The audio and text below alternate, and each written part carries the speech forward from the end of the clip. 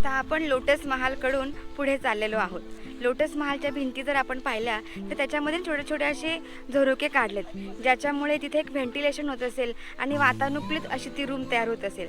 त्याचबरोबर इथे एक वॉच टॉवरही आपण पाहू शकतो. आता लोटस महल, वॉच टॉवर आणि काउन्सिल हॉल हे सगळं पाहून झाल्यावर आता आपण पुढे जाणार आहोत हातीचा तबेला बघण्यासाठी.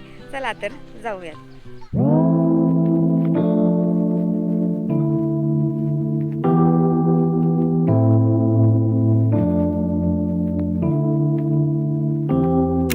हम्पीतील लोटस महाल आणि गजशाळा पाहून झाल्यावर आम्ही पुढे निघालो. तिथे उतारावर आम्हाला एक मंदिर लागलं. ते मंदिर जीर्ण अवस्थेमध्ये होतं. त्याच्या भिंतींनाही आधार देण्यात आला होता. मात्र याचं नक्षीकाम अप्रतिम असल्यामुळे आम्ही आत गेलो.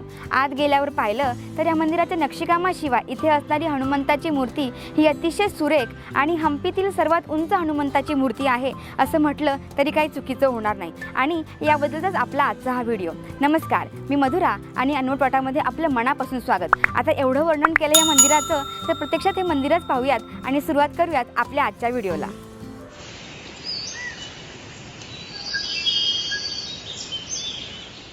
आता आपण आलेलो आहोत हाथीशाला म्हणजेच हातींच्या तबेल्याच्या इथे. आणि ह्याचा जो काउंट आहे तो आहे 11. म्हणजे 11 हत्ती ठेवायची ठिकाणं आता आपण इथे पाहू शकतो आणि ते अगदी अप्रतिम आहे. जनाना एन्क्लोजरमधील लोटस महाल पाहून झाल्यावर आम्ही हत्तीशाळा म्हणजेच गजशाळा पाहायला निघालो. ही हत्तीशाळा अतिशय सुबक आणि सुंदर असून इंडो इस्लामिक स्थापत्य शैलीचं उत्तम असं उदाहरण आहे. या गजशाळेमध्ये 11 शाही हत्ती राहण्याची जागा असून याची दारही छान अशी कमानदार आहेत. गजशाळेच्या पुढच्या म्हणजेच उजव्या हाताला त्याचप्रमाणे दिसणारी दुसरी रचनाही आहे. या 11 कक्षांमध्ये मधला कक्ष हा मोठा असून त्याच्यावर हिंदू पद्धतीच्या शिखराची रचना आहे आणि त्या कक्षाच्या दोन्ही बाजूंना 5-5 अशा घुमटाकार बाकी 5 रचना आहेत.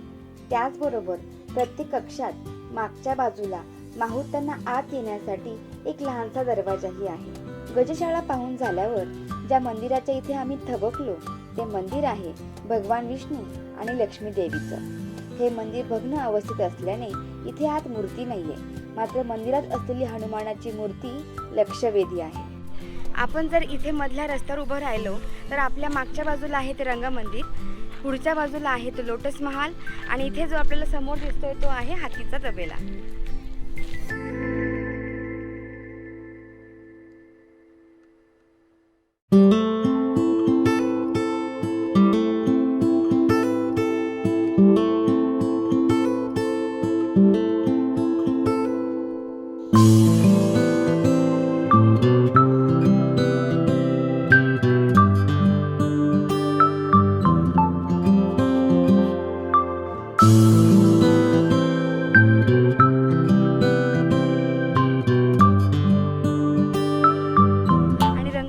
फेमस आहे ते इथल्या सर्वात उंच अशा हनुमानासाठी.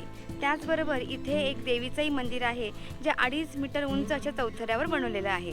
त्याचबरोबर वराह, विष्णू, विठ्ठल यांच्याही अनेक साऱ्या प्रतिमा या आपल्या इथल्या खांबांवर बघायला मिळतात. हनुमानाची मूर्ती लक्ष वेधण्याचं पहिलं कारण म्हणजे या मूर्तीचा आकार जो प्रचंड मोठा आहे. पाहता क्षणी ही मूर्ती आपल्याला 6 ते 7 फूट वाटावी एवढी मोठी आहे. दुसरं म्हणजे या मूर्तीचं वैशिष्ट्य.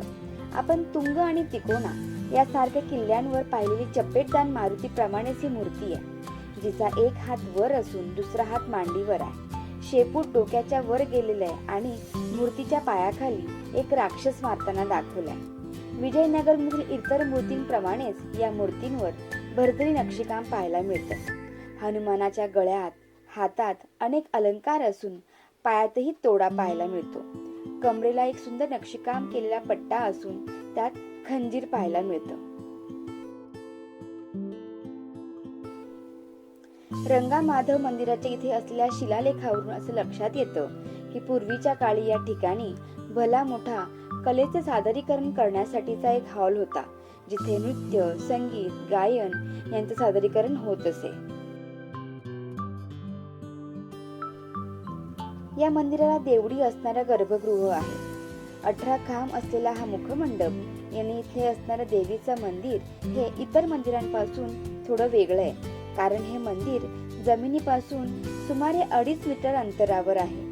याच्या खांबांवरही हम्पीतील इतर मंदिरांप्रमाणे गरुड, विठ्ठल, बालकृष्ण, हनुमान यांची चित्र पाहायला मिळतात. तर त्याचबरोबर निरखून पाहिल्यावर यामध्ये आपल्याला कृष्णलीला, भक्त प्रल्हादाच्या आयुष्यावरील चित्र, मत्स्य अवतार, नृसिंह अवतारही पाहायला मिळतात.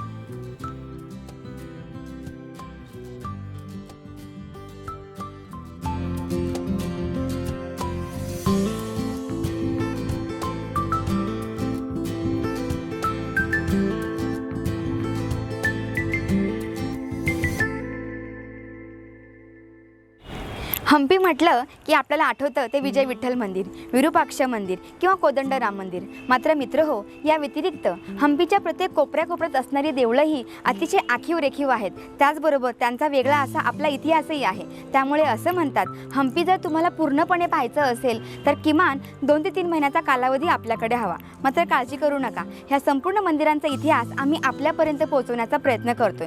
हा प्रयत्न जर आपल्यापर्यंत पोहोचला असेल तर आम्हाला कमेंटद्वारे नक्की सांगा. व्हिडिओ जर आवडला असेल तर लाईक नक्की करा आणि चॅनलवर जर नवीन असाल तर सबस्क्राईब जरूर करा, जेणेकरून असेच नवनवीन माहितीपूर्ण व्हिडिओ आपल्यापर्यंत पोहोचवण्याचा आम्हाला एक उत्साह येतो. आणि भेटूयात अशा एका वेगळ्या व्हिडिओमध्ये. तोपर्यंत धन्यवाद.